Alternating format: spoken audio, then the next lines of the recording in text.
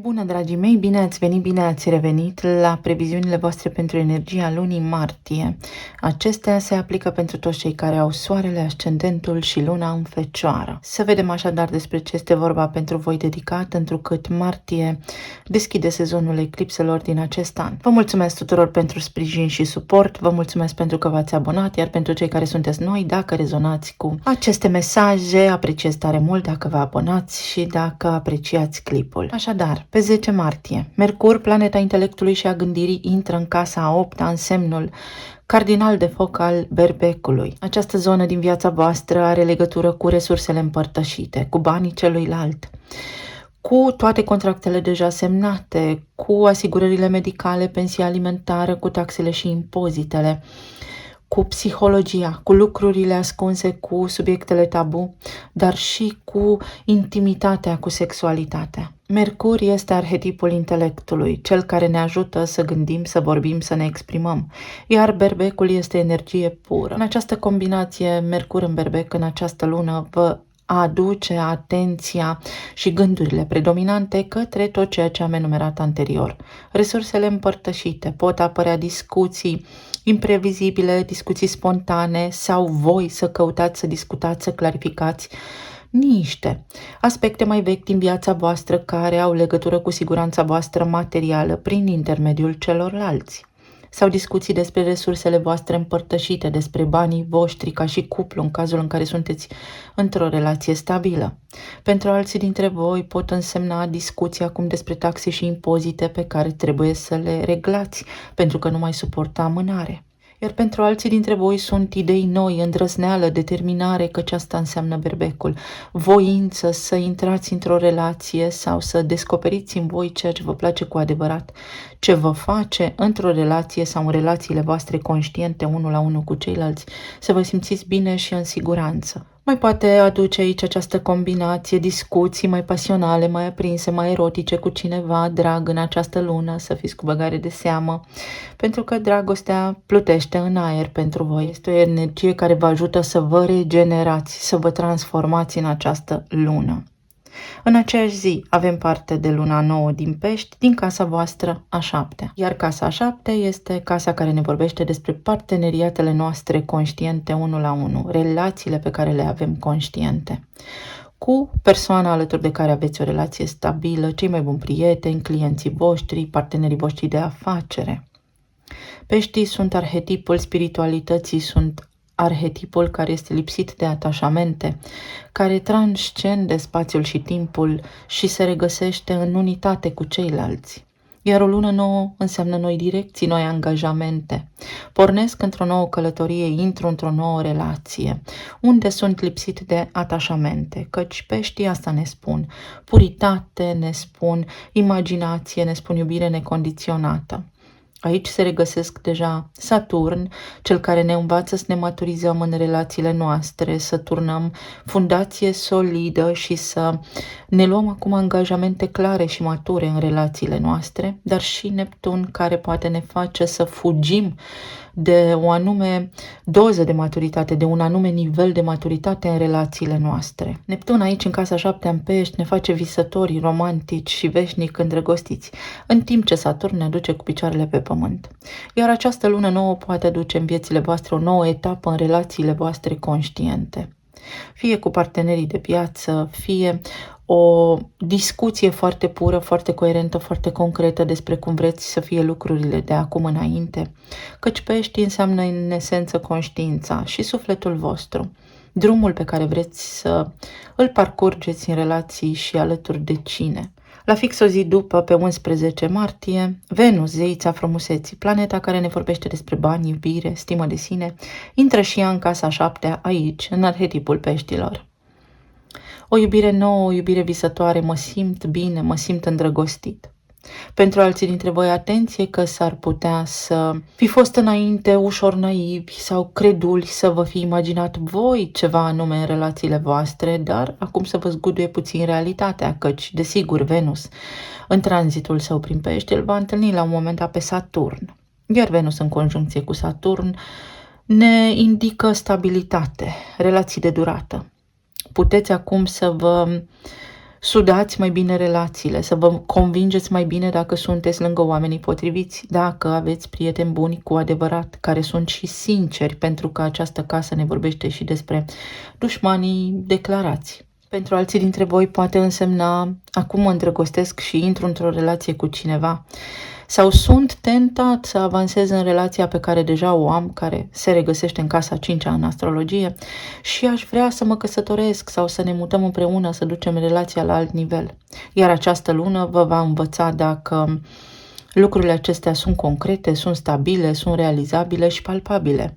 Totul este posibil. După cum spuneam, dragostea plutește în aer. Pentru alții dintre voi sunt parteneriate semnate noi în afacerea voastră sau veți vedea cumva un spor în afacerea voastră. La nivel de clienți, vânzările se pot acum multiplica. Pe 20 martie avem echinocțiul de primăvară și soarele și începe tranzitul prin berbec în casa voastră a 8-a.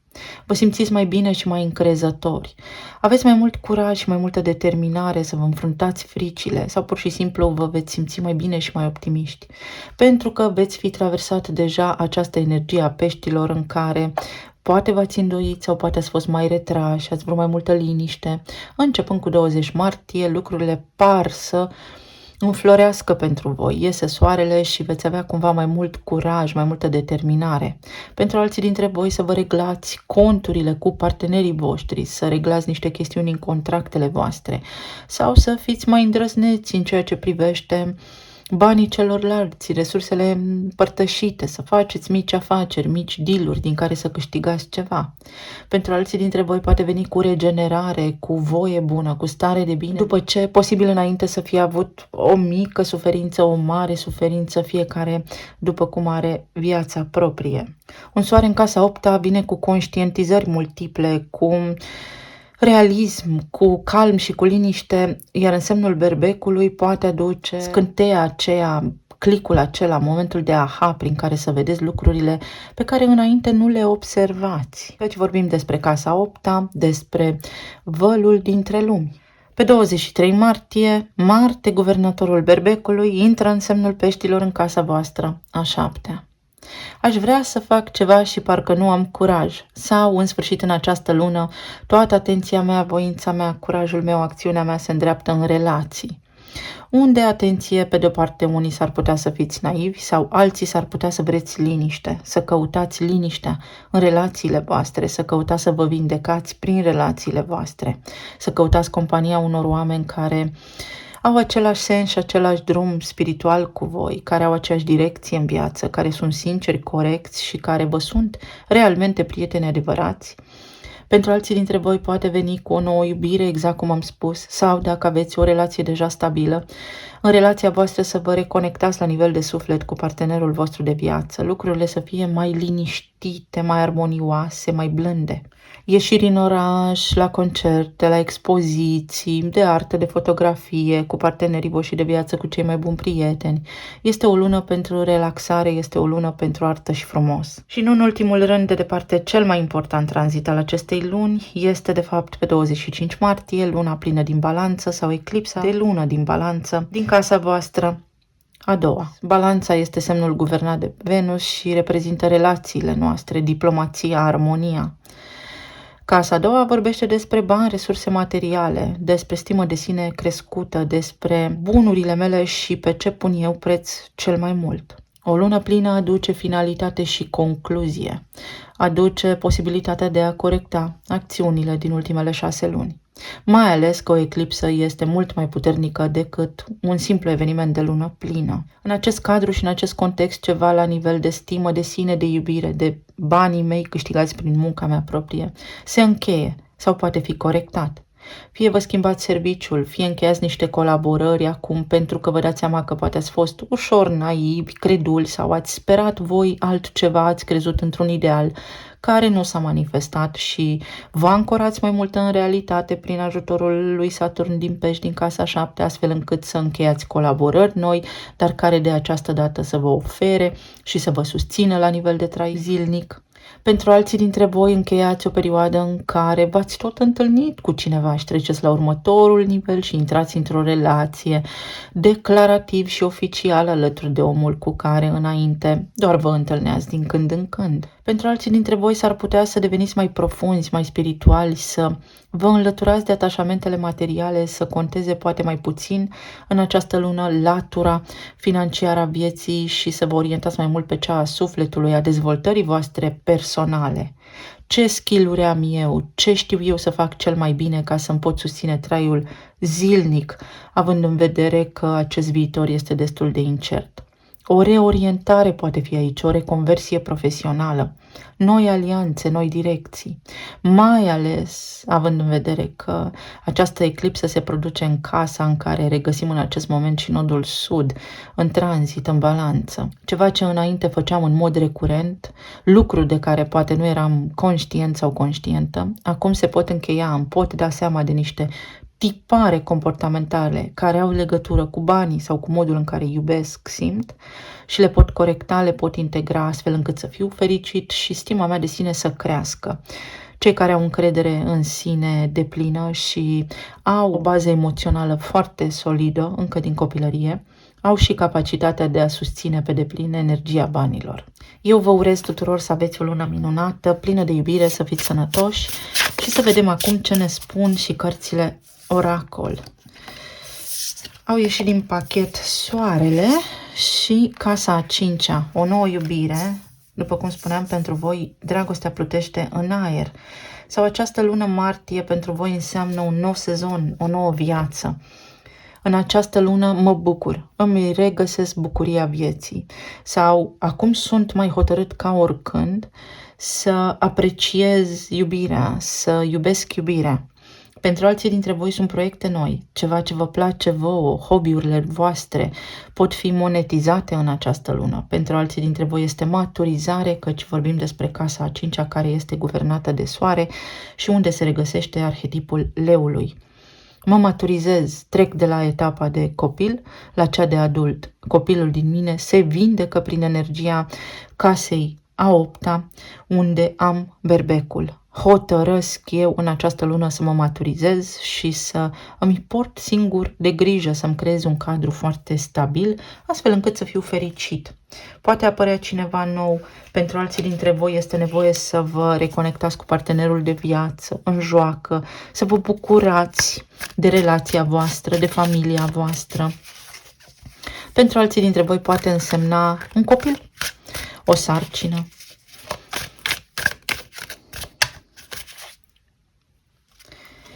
Sau un copil care se poate naște în familia voastră, inclusiv să deveniți bunici unii dintre voi. Avem aici finalitatea prin energia eclipsei din casa voastră a doua la nivel de parteneriate, de relații, de modul sau modalitatea în care cheltuiți voi sau economisiți voi. S-ar putea să plecați de la un loc de muncă pentru a deveni fie antreprenori, fie pentru că nu vă mai place, pentru că nu vă împlinește sufletul și atunci când ceva nu ne place, resimțim pe deplin munca și ne produce stres. Fie veți avea o schimbare în planul subtil la nivel energetic legată de modul în care gândiți, modul în care abordați viața, dar ceva vă ajută să vă regenerați. Relațiile, pentru că voi aveți energia lunii noi în casa a 7-a a relațiilor. Relațiile, dacă nu sunt de suflet și nu includ componentă emoțională, nu durează. Sau în această lună vă veți convinge dacă cineva vă iubește cu adevărat sau nu și dacă mai are un sens. Pentru că am spus înainte că relațiile unde ne întâlnim din când în când cu cineva se regăsesc în casa a 5-a și apoi în casa a 7-a luăm o hotărâre. Unii dintre voi să încheiați o anume etapă din această relație, să treceți la următoarea, iar alții poate vă dați seama acum fără durere și fără să aveți vreo urmă de regret, conștient să faceți acest lucru, că vă doriți altceva și să încheiați o relație pe care poate o aveați de ceva timp. Și avem aici aventură și manifestare. Unii dintre voi manifestați încheierea unei aventuri sau a unei idei de relație pe care ați avut-o înainte. Vă maturizați și vă dați seama că ceva nu merge acolo, că treaba nu este poate la fel de serioasă pe cât v-ați fi imaginat voi.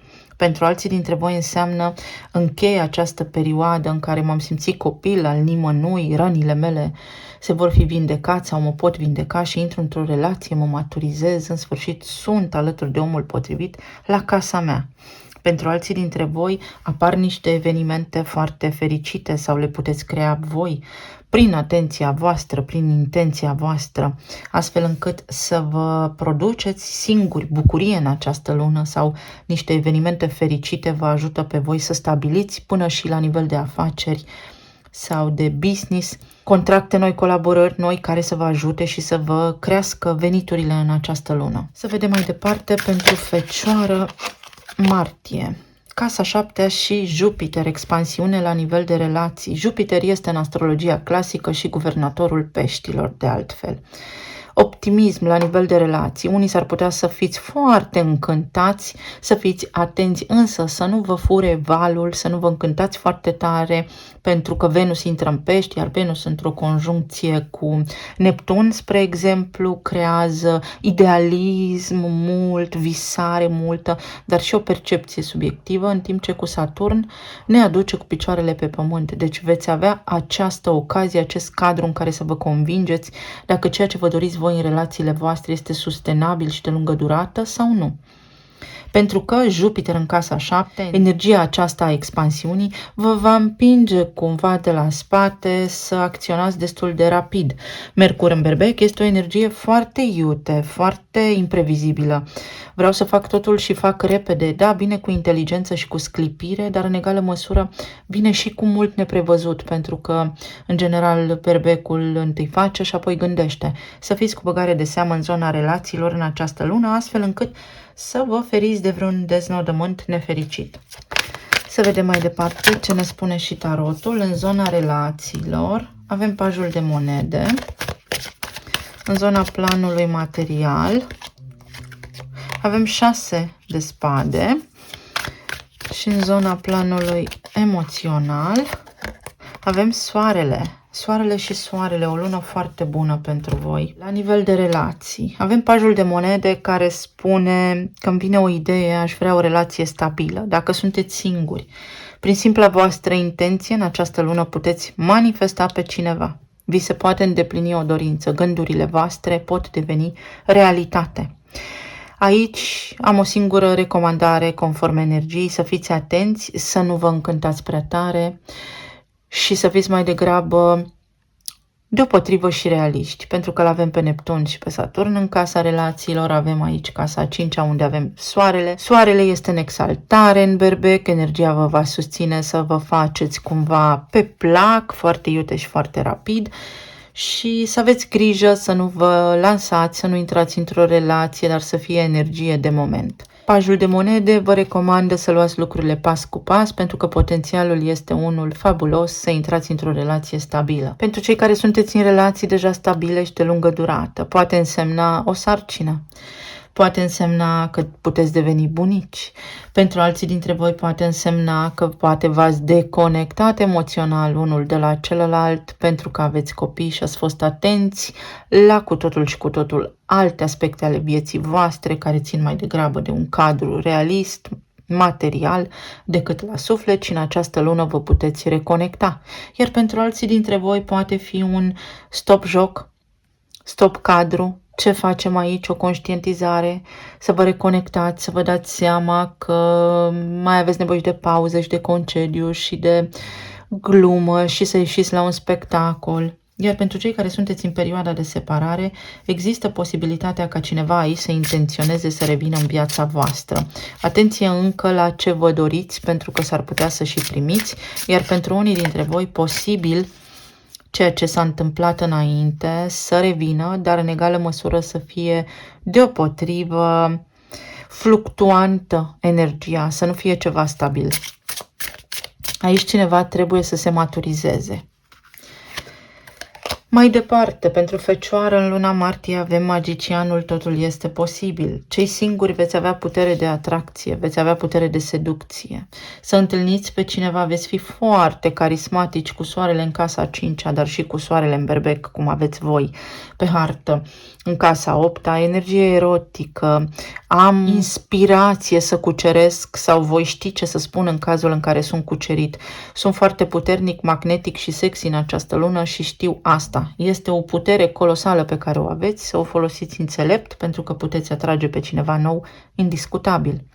Pentru cei care sunteți în perioada de separare, există posibilitatea, după cum spuneam, să vă reconectați cu cineva din trecutul vostru, mai ales că Venus intră în Pești, Marte intră în Pești și Peștii sunt o energie așa cumva visătoare, boemă, artistică, dar atenție la ceea ce vă doriți, pentru că s-ar putea să vă entuziasmați foarte tare, să vă încântați foarte tare deodată și când colo lucrurile să stea un pic diferit față de cum vi le imaginați voi. Să fiți un pic realiști. Iar pentru cei care sunteți deja în relații formate, aici sunt discuții despre călătorie sau vreți să investiți în ceva anume, vreți să faceți niște achiziții în această lună, pentru că în sfârșit aveți acum potențialul. Eclipsa aceea vă spune, ok, economisi suficient de mult, este timpul să investești și alături de partenera voastră de viață să faceți o achiziție care să rămână moștenire copiilor dacă aveți.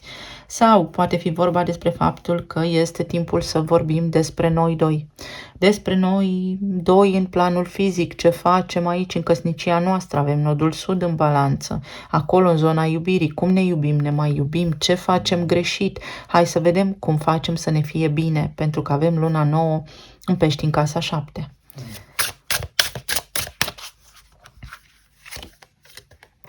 Pajul de monede repetă pajul de monede. Exact cum am spus, energia vă îndeamnă către maturitate în această lună. Să acționați foarte matur. Asul de cupe, Venus în casa 7-a, pentru că potențialul să vă îndrăgostiți este unul colosal sau potențialul ca cineva să se îndrăgostească de voi este unul colosal. Pe de altă parte, aici este nașterea unui copil sau o sarcină mult dorită, poate fi și o surpriză, dar mai degrabă este ceva planificat. Pentru alții dintre voi este acea conștientizare a cuiva de care v-ați despărțit, care a făcut un mic ocol aici sau treaba nu a fost stabilă până acum, dar acum se poate liniști. Încheiem un conflict anterior, îngropăm securea războiului, în sfârșit ne înțelegem bine. Este acest context prin care noi oportunități în relații pentru toți cei născuți în Fecioară în această lună apar. Armistițiu, pace, iubire, voie bună pentru voi, dragostea plutește în aer. Și 10 de cupe. Pentru voi, dragostea plutește în aer în această lună și aveți potențial mare de relație, potențial să vă înțelegeți bine cu partenerii de viață, potențial să fiți bine, potențial să treceți la următorul pas în relația voastră, să cereți pe cineva în căsătorie, cineva să vă propună sau să vă hotărâți la unison că asta vă doriți împreună. Aici avem a ne agăța de cineva, o obsesie, o mică obsesie, dar avem și această idee de a spiona pe cineva, iar aici avem doar pe tine, doar tu ești. Tu ești alesul meu, tu ești aleasa mea și da, cu această energie aici, magicianul și asul de cupe indică clar energia lunii martie, căci tu poți fi alesul cuiva sau cineva se poate îndrăgosti de tine, poate conștientiza că tu ești alesul. Și dacă sunteți într-o relație, uite, să încercați să vă eliberați puțin de așteptări unul de la celălalt, să vă respectați mai mult, să vă respectați nevoile, hobby-urile unul celuilalt, pentru că așa veți face casă bună în continuare împreună. Pentru alții dintre voi este eliminarea unui atașament, iar în această lună vă puteți da seama dacă spuneți că iubiți pe cineva, de fapt de ce spuneți asta, s-ar putea să fie o mică obsesie acolo și să vă eliberați de această energie ușor toxică. ușor manipulatoare, pentru că avem magicianul și Neptun în casa 7-a.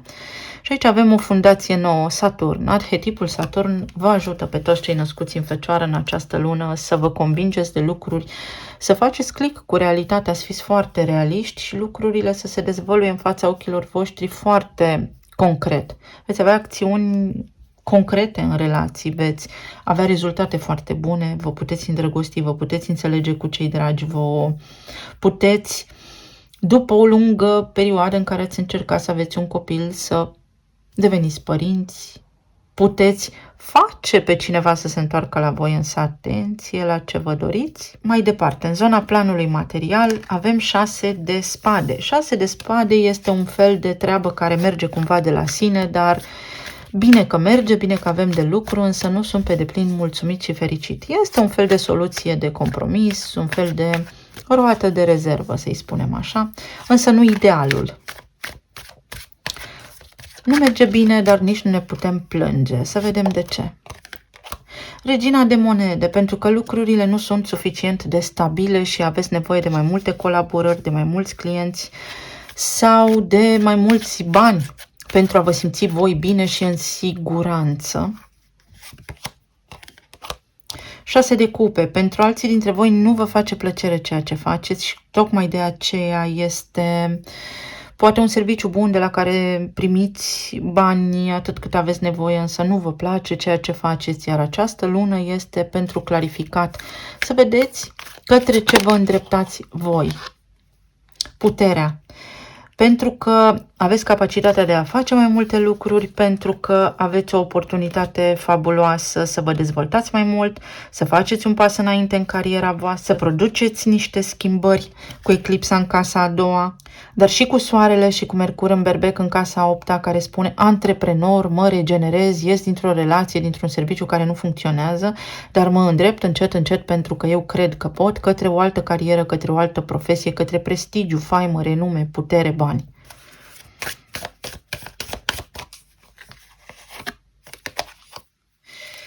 Liniște. Dacă lucrați la niște planuri în această lună, să nu le împărtășiți cu ceilalți, este recomandat, sau să vă faceți planurile și să acționați foarte prudent până la sfârșit de lună, iulie. Pentru alții dintre voi va fi liniște în această lună, dar va fi o liniște care de fapt vă permite să vă faceți planuri de viitor concrete. La birou sau la locul vostru de muncă, s-ar putea unii dintre voi să fiți nemulțumiți pentru că nu aveți un cuvânt de spus și voi aveți capacitatea să faceți mai mult de atât și nu sunteți auziți, sau să fie nevoie să mergeți cu fluxul, pentru un moment să nu acționați, ci să așteptați să vi se creeze oportunitatea potrivită. Bineînțeles prin intenția voastră, pentru că de fapt voi o creați, astfel încât să porniți într-o nouă aventură. Sau dacă aveți vreo idee să demisionați, să știți doar voi acest lucru până la momentul potrivit. Și designer. Unii dintre voi puteți să lucrați pe cont propriu, cum se spune, freelancer, să vă faceți planurile singuri, să vă detașați de o formă de autoritate pe care o aveți acum, să vă înființați o entitate juridică unde să vă gestionați singur taxele și impozitele. Alții dintre voi, atenție la taxe și la impozite. Pentru alții dintre voi aici s-ar putea să fie o căsnicie, să aveți parte de o surpriză, o cerere în căsătorie. La următoarea lună plină, uite, la eclipsă, ceva se petrece la eclipsă pentru voi în zona aceasta financiară. Fascinant. O nouă călătorie, ceva care este bun, clar, calm, care s-ar putea să vă sperie puțin sau să vă puneți așa câteva întrebări, să fie un pic de necunoscut, dar drumul duce către ceea ce trebuie. În zona planului emoțional, soarele înseamnă vindecare, înseamnă energie, înseamnă odihnă, înseamnă stare de spirit bună, optimism în luna martie. Nebunul, începuturi noi, planuri la care vă gândiți care, da, pot da roade. Nebunul este arhetipul peștilor, dar și arhetipul berbecului, soarele în berbec. sau soarele în pești la începutul lunii. Veți avea această tihnă, acest răgaz să vedeți prin ochiul minții ce aveți voi de făcut de acum înainte. Vine această lună cu niște șanse, niște oportunități pe care înainte nu le puteați accesa. Se deschid niște uși noi pentru voi. 3 de bâte de manifestare pentru progres. Pentru alții dintre voi o vindecare, sunteți cumva pe picioarele voastre, începe să vă meargă business-ul la nivel de sănătate, lucrurile vor fi sub control, vă veți simți mai bine, trebuie să faceți unii dintre voi mai multă mișcare. Atenție la sistemul limfatic, la răcel și la imunitate. Cavalerul de bâte, poftă de viață. Voi veți avea în această lună poftă de viață, veți fi mai energizați. Pentru alții dintre voi este o pasiune nouă.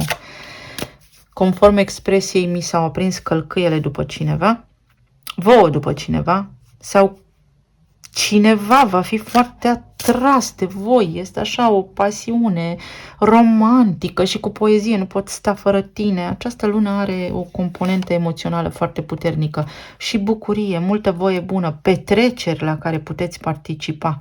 Este o lună foarte bună. Vă priește, se pare, luna martie, pentru că oricum este în opoziție prin arhetipul peștilor cu arhetipul vostru, cu fecioară. Foarte bună energia. Să vedem acum cum vă vede cineva anume, la care vă gândiți voi, cineva drag în zona relațiilor voastre. Spirit liber, spirit tânăr, voioși. Pentru alții dintre voi creșteți, uite, sănătatea voastră, potențialul vostru, inovația, starea de bine crește, vitalitatea crește, e o lună foarte bună la nivel de sănătate, bioritmul vostru va fi bun. Sănătatea voastră, overall, va fi bună. Este timpul pentru tine. Să-ți iei timp pentru tine, să faci lucrurile care îți plac, care te fac fericit, fericită, care te bucură. Ora, uite, 11, între 10 și 11. Poate fi vorba despre o rescriere a provocărilor anterioare și despre o alegere. Luna martie pentru voi este despre alegeri. Talismanele.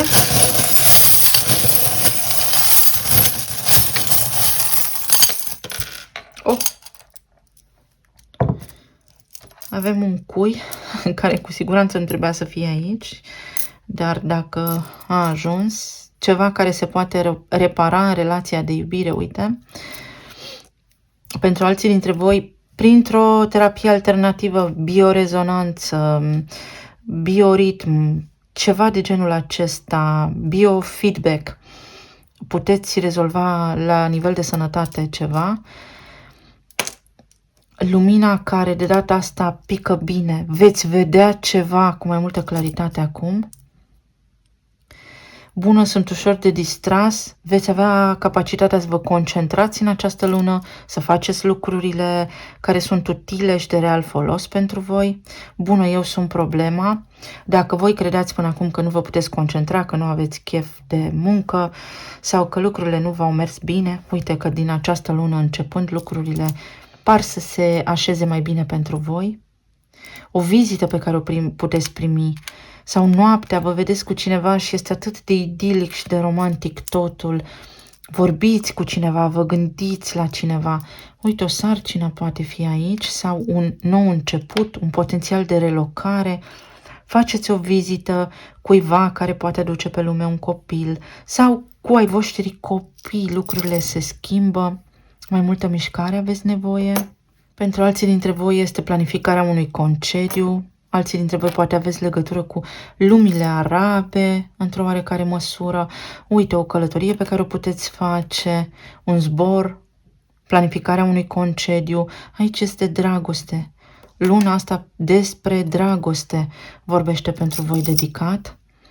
Despre artă, despre frumos, despre poezie.